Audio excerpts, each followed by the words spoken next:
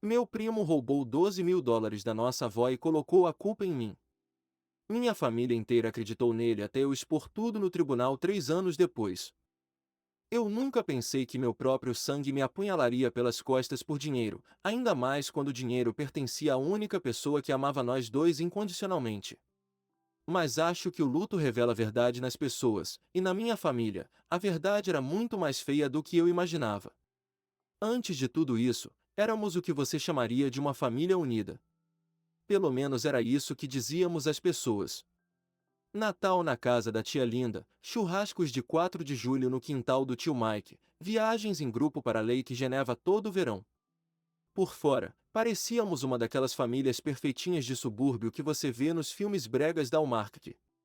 Mas, se você olhasse mais de perto, veria as rachaduras. Veria como a tia Linda constantemente colocava o filho dela, Brandon, e eu para competir. Olha como o Brandon se veste bem. Talvez você devesse tentar. Ou o Brandon ganhou outra bolsa. E você, está fazendo o que da vida? Veria o jeito como ela dominava cada reunião de família como uma rainha com uma coroa de plástico e uma taça de vinho que nunca esvaziava. Notaria como minha mãe e a irmã mais nova dela sempre sorriam demais diante das ofensas da Linda, como se estivessem tentando manter a paz da família com dentes cerrados e punhos fechados. E então havia a vovó Ruth, nosso porto seguro, nossa protetora, a única que via através de toda a mesquinharia e ainda assim conseguia amar todo mundo apesar disso. Ela era o tipo de mulher que fazia os jantares de domingo parecerem sagrados e sabia como fazer você se sentir importante mesmo quando o resto do mundo tratava você como figurante. Foi minha maior apoiadora, especialmente depois que meu pai foi embora quando eu tinha 12 anos. E as minhas peças da escola, me ajudava a comprar ternos de segunda mão para entrevistas, me dava dinheiro escondido quando sabia que minha mãe era orgulhosa demais para pedir ajuda. Nunca perdeu um aniversário, nunca esqueceu um marco e, quando ficou doente, fui eu quem tirou tempo do trabalho para ajudar a cuidar dela. Brandon nem a visitou no hospital até a terceira semana de quimioterapia.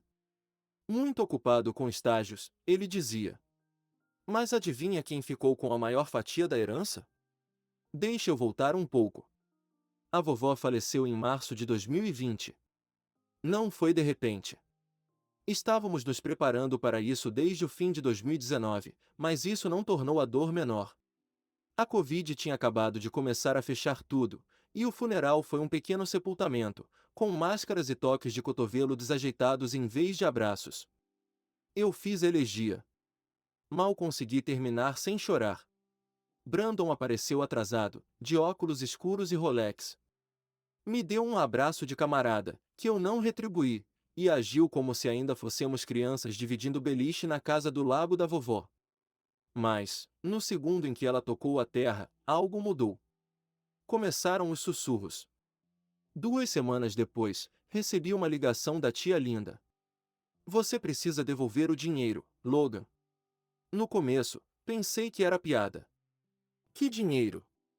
Ela suspirou daquele jeito condescendente e decepcionado que aperfeiçoou ao longo dos anos. Não se faça de bobo. Sabemos que você acessou a conta do espólio da vovó. O administrador disse que faltam 12 mil, e os registros bancários apontam para você. Juro por Deus, eu ri alto. Porque era absurdo. Você está falando sério? Não acho graça, ela cortou. Isso é furto qualificado, Logan. O legado da sua avó. Você devia se envergonhar. Fiquei atônito, paralisado. Meu cérebro nem conseguia processar o que ela dizia.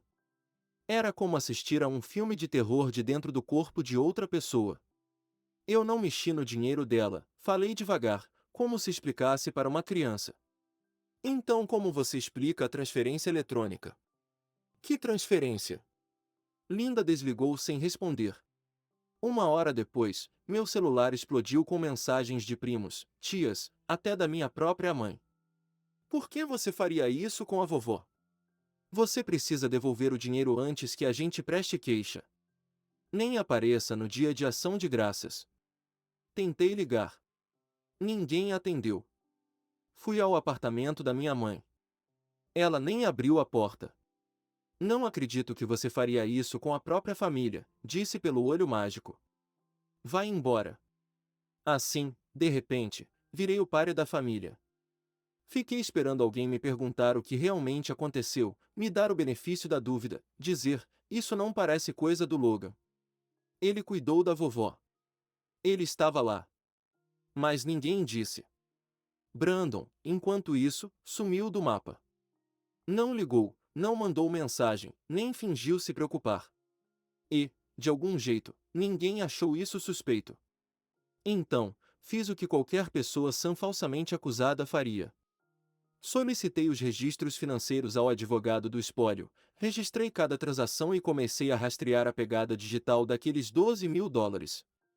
O que encontrei me gelou o sangue. O advogado do espólio me enviou pelo correio um pacote com os registros finais de desembolso e uma cópia dos logs de transferência. Acho que ele não esperava que eu realmente vasculhasse linha por linha, mas eu vasculhei. Eu estava desesperado. Lá estava, uma transferência de 12 mil dólares enviada 4 dias após a morte da vovó. Autorizada por uma assinatura digital que não era minha, de um endereço IP local que, quando passei pelas ferramentas de um amigo da área de TI, apontava para um condomínio em Aston. Não era meu endereço, e sim o do Brandon. Fiquei olhando para a tela por uma eternidade. Depois voltei às minhas mensagens, desenterrei aquele selfie sem graça que ele tinha mandado para a família do novo apartamento em Aston, do qual ele se gabava.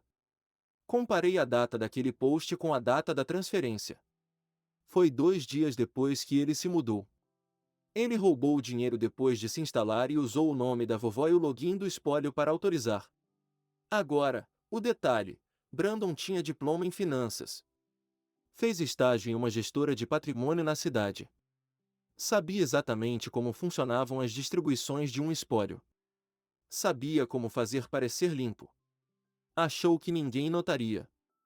E, quando alguém notou, culpou a mim. No começo, eu queria invadir o condomínio dele e enfiar as provas na cara dele. Queria arrancar aquele Rolex falso do pulso. Queria gritar com a tia Linda e fazê-la engolir cada palavra arrogante que cuspiu no telefone. Mas não fiz, porque percebi algo importante. Eles queriam um monstro. Brandon deu um para eles. Nunca pararam para perguntar se era real. Então tudo bem. Deixei que acreditassem por um tempo que eu era o vilão. Que engasgassem com isso. Em vez de explodir, fiz outra coisa. Fiquei quieto.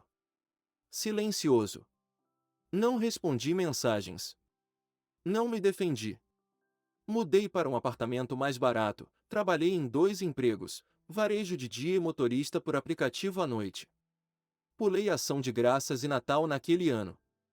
Sem jantares constrangedores, sem olhares atravessados à mesa, sem sussurros fingidos de preocupação da tia Linda. Mas, a cada hora vaga, eu documentava. Fiz planilhas, imprimi cópias de logs de IP, destaquei autorizações de conta, baixei posts públicos do LinkedIn, fiz capturas de tela do Brandon se gabando do condomínio de luxo e da consultoria de startup em home office, porque, como dizem, recibos falam. E eu não estava apenas planejando limpar meu nome, eu ia derrubá-lo. Levaram quase 8 meses para reunir tudo o que eu precisava.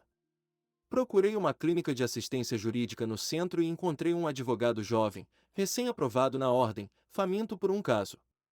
Quando mostrei os arquivos, ele piscou para mim como se eu tivesse entregado o roteiro de um thriller da Netflix. Logan, isso é furto. Fraude pura. Dá para ir ao tribunal com isso. Mas eu posso ganhar. Ele olhou sério. Você pode fazer mais do que ganhar. Pode enterrar.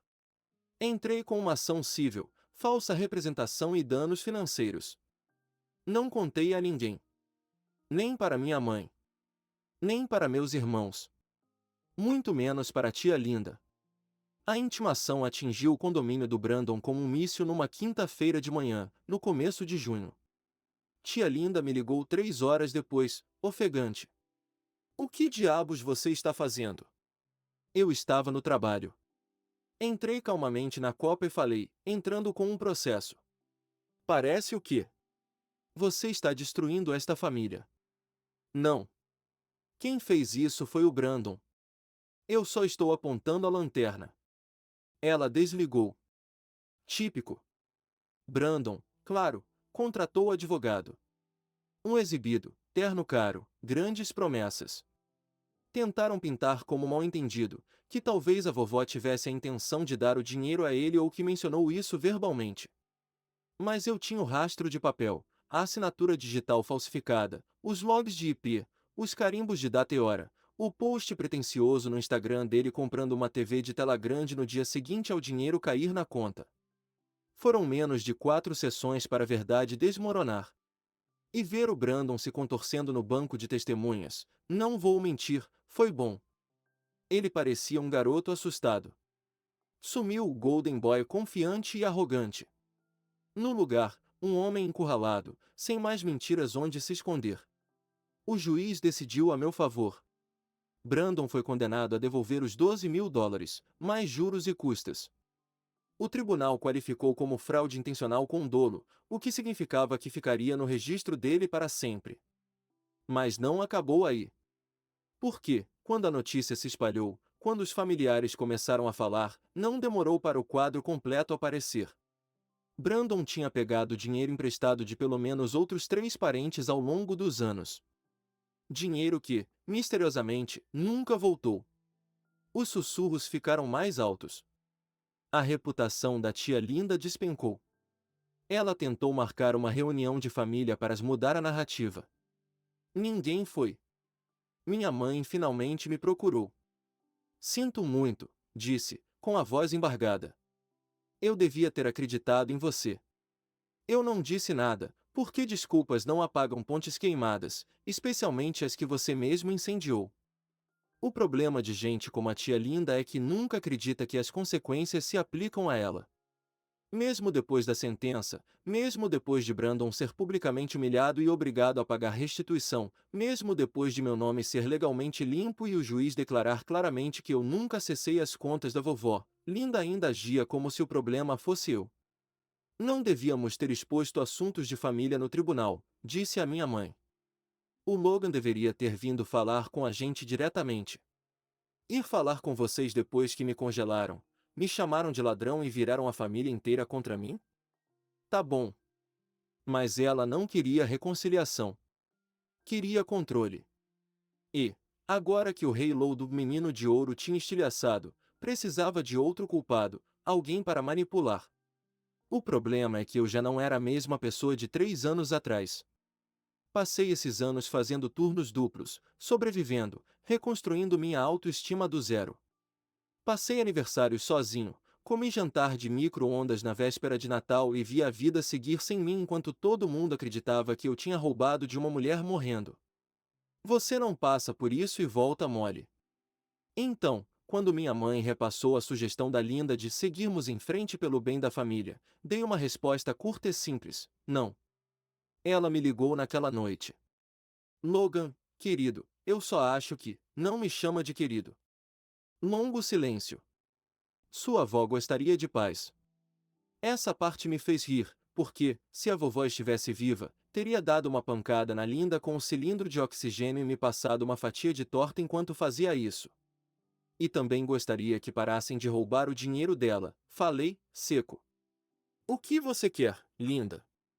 E então aconteceu. A voz dela falhou.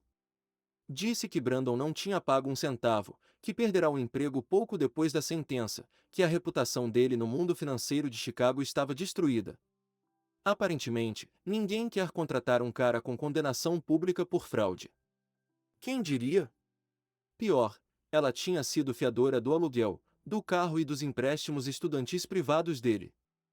Em resumo, estava ferrada e queria que eu perdoasse a dívida. Que eu fizesse uma declaração dizendo que tudo foi um mal-entendido. Que aliviasse o Brandon para ele se reconstruir. Quase derrubei o telefone de tanto rir. Você quer que eu, o cara que vocês deserdaram, difamaram e culparam, conserte a bagunça que seu filho fez depois de destruir minha vida? Você não está sendo justo, ela retrucou. Não, Linda. Estou sendo preciso. É diferente. Ela começou a chorar. De verdade dessa vez, ou talvez só mais alto. Não sei. Nem me importei. Só pensei na noite em que sentei sozinho num porão comendo miojo enquanto o resto passava peru e vinho e falava sobre como estavam decepcionados comigo. Deixei chorar.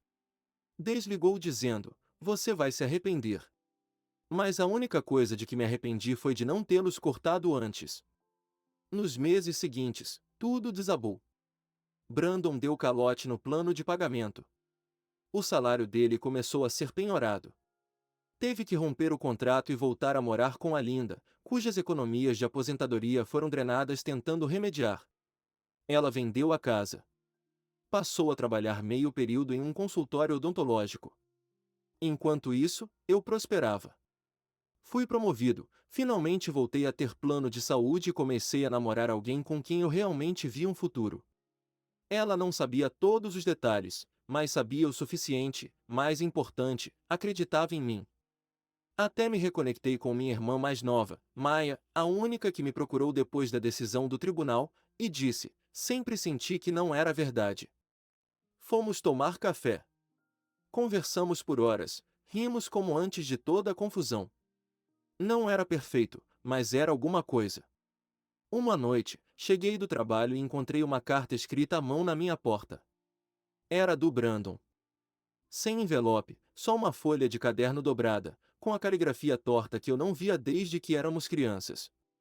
"Eu sei que você nunca vai acreditar em mim, mas sinto muito." Entrei em pânico. Não queria que fosse tão longe. Eu precisava do dinheiro. "E quando a tia Linda descobriu, ela disse que você seria a pessoa mais fácil para culpar." "Nunca achei que ia explodir desse jeito." "Me desculpa." Li 3 vezes. Depois coloquei fogo na pia da cozinha e observei as cinzas girarem pelo ralo. Porque, às vezes, encerramento não é sobre perdão. É sobre saber a verdade e escolher seguir em frente mesmo assim. Achei que tinha terminado com eles. Depois de tudo, o processo, a humilhação pública, o pedido de desculpas do Brandon escrito de marcador em papel amassado, eu realmente acreditei que aquele capítulo estava encerrado. Aí a tia Linda teve câncer. Ovário, estágio 3, agressivo. Foi o que a Maia me contou. Ela checava a Linda de vez em quando apesar de tudo, porque a Maia é assim, boa demais para o próprio bem. Disse que a Linda não estava bem, que os tratamentos eram brutais.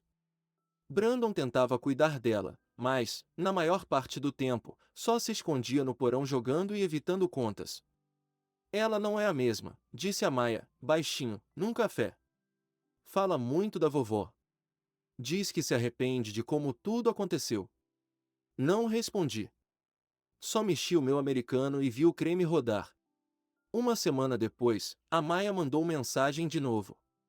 "A Linda está pedindo para você visitar, só uma vez. Quer conversar?"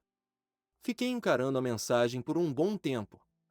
Depois larguei o celular, desliguei as notificações e não respondi, porque a verdade é que eu já não sabia o que eu devia a ela. Encerramento? Perdão? Um último frente a frente? Ou nada? 3 meses se passaram. Ela morreu. Foi um funeral quieto, caixão fechado. Brandon fez a elegia. Eu não fui. A Maia foi e disse que foi esquisito. Metade da família não apareceu. A outra metade parecia fantasma.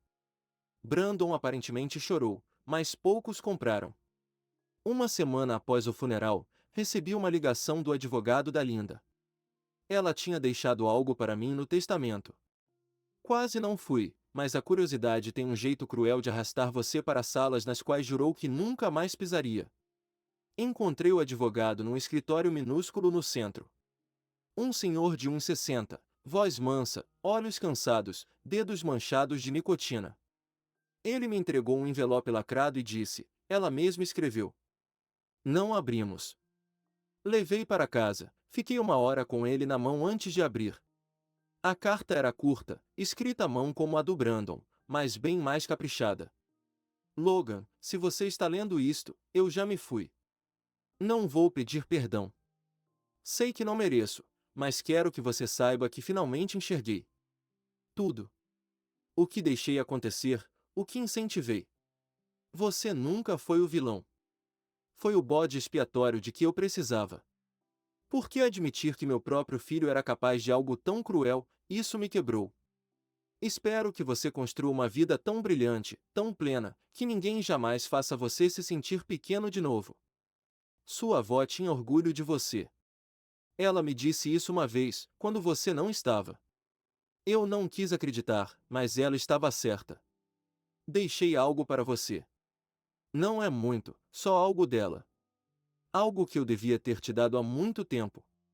Sinto muito. Linda. Dobrado dentro estava o relicário da vovó. O dourado que ela usava todo domingo, gravado com as iniciais de todos os netos. Quando abri, vi uma foto minúscula minha, criança, de um lado, e do outro uma de nós dois juntos. Eu nem sabia que aquela foto existia. Fiquei olhando por muito tempo. Não chorei. Só sentei ali. Deixei o peso de tudo assentar no silêncio. Naquela noite, visitei o túmulo da vovó pela primeira vez em anos. Era uma noite fria de março, ventando, cinzenta. Levei o relicário e um único narciso amarelo, a flor favorita dela. Fiquei ali e finalmente disse tudo o que nunca pude dizer quando me expulsaram e sujaram meu nome. Todas as vezes em que precisei da voz dela e ela não estava. Todas as noites em que amaldiçoei o silêncio e desejei que, só uma vez, alguém tivesse acreditado em mim. Consegui, vovó, falei baixinho. Não por causa deles, apesar deles. Coloquei o relicário sobre a lápide por 1 minuto. Depois o guardei no bolso do casaco e fui embora. Isso foi há 1 ano. Hoje eu tenho minha própria consultoria financeira. Construí do zero com 2 amigos que acreditaram em mim quando ninguém mais acreditou. Trabalhamos com ONGs e pequenos negócios, gente que foi passada para trás pelos grandões. Brandon? Pelo que soube, mudou de estado. Arrumou um emprego de atendimento ao cliente na Flórida. Entrou com pedido de falência 6 meses depois que a Linda morreu. Continua com a condenação por fraude no registro. Continua culpando dramas familiares injustos. Não me importo. Eu tenho paz agora. Não preciso de vingança. Não preciso de pedidos de desculpas. Nem preciso que alguém diga que estava errado. Tenho meu nome de volta. Tenho minha dignidade. E finalmente entendi, família não é sangue. Não é quem compartilha seu sobrenome. É quem aparece quando seu mundo pega fogo e diz, eu vou sentar nas cinzas com você. Então, para quem aí já foi traído por quem deveria amar você mais do que todos, você não está sozinho, e você vai se levantar, mesmo que tenha que fazer isso a partir do chão.